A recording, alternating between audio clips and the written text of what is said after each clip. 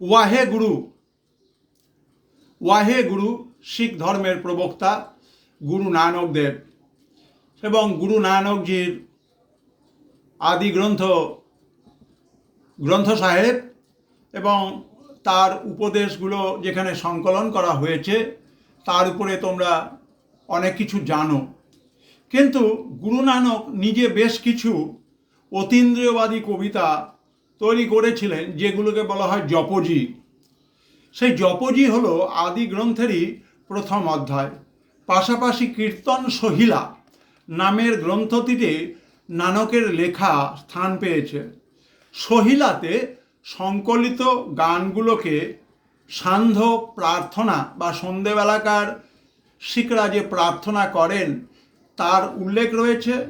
আর জপজিতে তিনি যে কবিতাগুলো শিখগণ ভোরবেলায় গান করেন তাতে লেখা রয়েছে।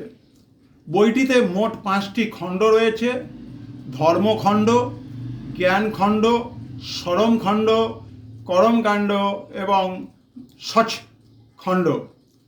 নানকের স্তবগানগুলোকে শবদ বলা হয়। নানকের যে স্তবগানগুলো রয়েছে তাকে বলা হয় শবদ।